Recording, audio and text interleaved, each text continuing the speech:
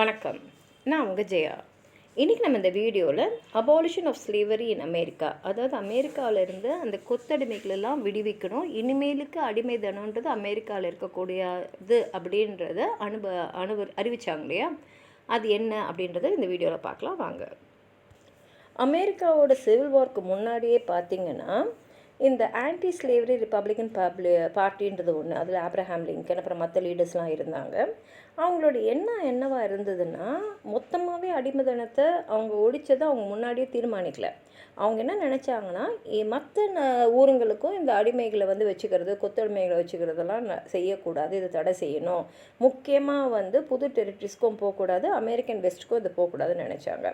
ஆனால் southern politicians இதை அவங்க விரும்பலை.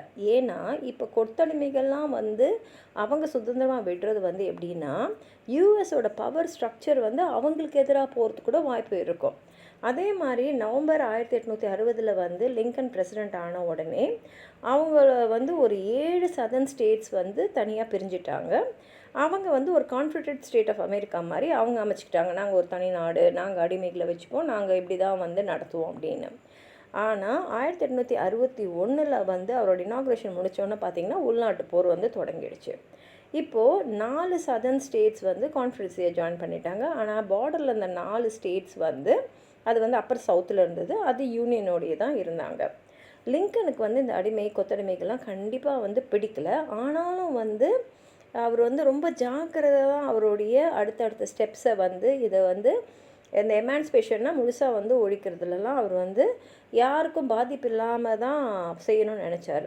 ஆனாலும் அவர் எதிர்பார்த்ததை மீறி உள்நாட்டு போர் வந்துச்சு. அந்த போர் நடந்துக்கிட்டே இருந்ததுனால இந்த ரிப்பப்ளிக்கன் டாமினேட்டடாக இருந்த அந்த ஃபெடரல் கவர்மெண்ட் யோசித்தாங்க. அப்போ தான் அவங்களுக்கு ஒன்று புரிஞ்சுது, இந்த அடிமைத்தனத்தை ஒழிச்சுறதுனால அவங்களுக்கு என்னெல்லாம் அட்வான்டேஜ்னு யோசிக்கும் போது தான் இப்போது இந்த அடிமைகளை நீங்கள் வச்சுக்கூடாது, அவங்களெல்லாம் சுதந்திரமாக வெளியில் விடணும்னு சொல்லும் போது இந்த அடிமைகளை வச்சுக்கிறவங்களுக்கு லேபர் ஃபோர்ஸ் கம்மியாயிடும். அப்போது அவங்களுடைய அந்த அரசாங்கத்தை எதிர்க்கிற ஒரு பலமே அவங்கக்கிட்ட இருக்காது.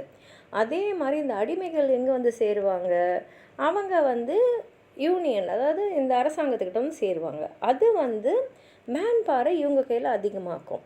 அதே சமயத்தில் பார்த்திங்கன்னா 11 சதர்ன் ஸ்டேட்ஸ் யூனியன்லேருந்து விலகிடுச்சு.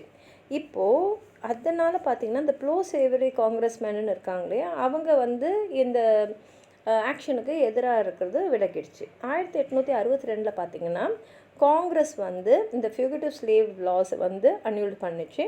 யூஎஸ் டெரிட்டரிஸில் ஸ்லேவரின்றது இருக்கக்கூடாது. அதே சமயத்தில் இந்த மாதிரி சுதந்திரமாகிற அடிமைகளை ஆர்மியில் அப்பாயிண்ட் பண்ணுறதுக்கு லிங்கனுக்கு முழு அத்தாரிட்டி இருக்குதுன்னு சொல்லிட்டு அதையும் அனௌன்ஸ் பண்ணிட்டாங்க. அதே சமயத்தில் பார்த்திங்கன்னா பேட்டில் ஆஃப் ஆன்டிடமில் செப்டம்பர் மாதம் யூனியன் வின் பண்ணிட்டாங்க. உடனே லிங்கன் அவருடைய இன்டென்ஷனை ஒரு எமான்சிபேஷன் ப்ரொக்ளேஷனாக அவர் அது வரைக்கும் திரும்பி எதிர்த்திருந்த எல்லா ஸ்டேட்ஸ்க்குமே நியூ இயர்ஸ் டேயில் அனௌன்ஸ் பண்ணிட்டார். இப்போ பார்த்திங்கன்னா ஜனவரி 1, 1863 பிரசிடெண்ட் லிங்கன் ஃபார்மலாகவே இந்த எமான்சிபேஷன் ப்ரொக்ளமேஷனை யூனியன் ஆர்மிக்கிட்ட சொல்லி எல்லா ஸ்டேட்ஸில் இருக்கிற ஸ்லேவ்ஸை நீங்கள் சுதந்திரமாக அவங்கள விடுவிக்கணும். இதுதான் ஆக்ட் ஆஃப் ஜஸ்டிஸ், அதாவது நியாயப்படியாக நம்ம செய்கிறது. ஏன்னா வாரண்டட் பை த கான்ஸ்டியூஷன், நம்ம கான்ஸ்டியூஷன்லாம் சொல்லியிருக்கோம், எல்லாருமே சமம். இங்கே யாரும் ஒருத்தருக்கு ஒருத்தர் கீழ் கிடையாது, அடிமை கிடையாது. அப்போ எப்படி அடிமைகளை வச்சுக்க முடியும்? அதுக்கு இப்போ இவங்க ஒத்துக்காதனால நம்ம இப்போ மிலிட்ரியை உபயோகப்படுத்த வேண்டியது ஆயிடுச்சுன்னு சொன்னார். இதன் மூலமாக பார்த்திங்கன்னா 3 மில்லியன், அதாவது 30 கோடி அடிமைகள் அந்த நிமிஷத்துலேருந்து சுதந்திரமானவங்கன்னு டிக்ளேர் ஆச்சு.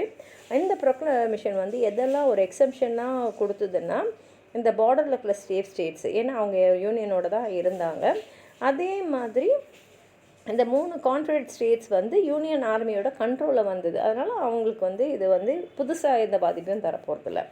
இந்த எமான்சிபேஷன் ப்ரொக்ளமேஷன் என்ன பண்ணிடுச்சுன்னா இந்த சிவில் வார், அதாவது உள்நாட்டு போரை ஒரு பிரிவினைலேருந்து வந்து தடுத்து ஒரு புதுசாக நியூ பர்த் ஆஃப் ஃப்ரீடம்னு லிங்கம் சொன்னார் அவருடைய கெட்டிஸ்பே அட்ரஸ் 1863.